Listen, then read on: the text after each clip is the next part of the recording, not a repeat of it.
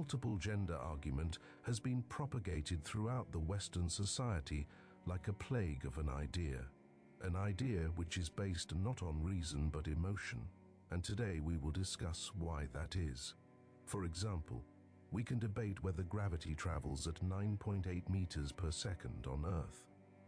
Anyone who states a rate of speed of gravity on Earth other than 9.8 meters per second is essentially stating something that is factually incorrect, given all the evidence that concludes gravity on Earth is 9.8 meters per second. Likewise, if we say that there exist multiple genders besides the conventional male-female physical phenomena, we are too saying something which is wrong, since the presumption is subjective and does not accurately represent physical phenomena. A subjective form of reasoning, or a line of reasoning, which does not base itself off cause and effect in nature, is pretentious of an idea to begin with, since it doesn't represent anything outside of what the individual is thinking the truth to be. This is also what people who are mentally insane tend to do. They attribute phenomena that isn't physical as real since they can see them themselves. However, these objects are not real, and to say that people with schizophrenia and all their experiences are inherently real outside of their perceptions is a disservice to the individual.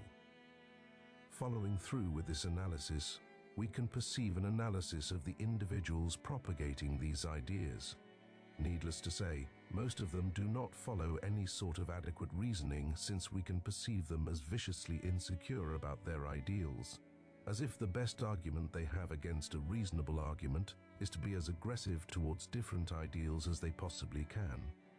They always try to silence opposing ideals at a deeply disturbing level of insecurity.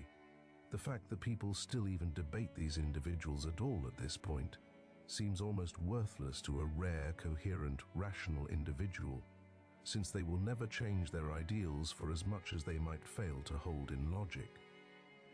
Not only that, but we will never see these individuals excel at anything that might employ sufficient reasoning capacity, since if they're incapable of letting their pride and ego go second towards adequate reasoning, they might never be able to accurately examine and produce a logical statement about nature.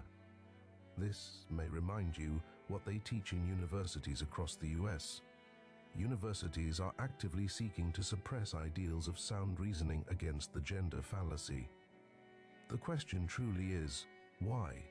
Who and what is behind this method of propaganda, and what is the objective? There are a few more sinister ideals that might explain this and the actors behind it, but let me remind you that most of the so-called philosophers who propagate the gender rhetoric are female. Not to have anything against female philosophers would be much more appreciative as a whole if, instead of propagating subjective phenomena as reality, they produced actual reasoning and ideals. Let it be food for thought that the best they could have ever contrived as philosophers was their sexual preferences over the meaning of life, physical and mathematically unresolved properties of nature, etc.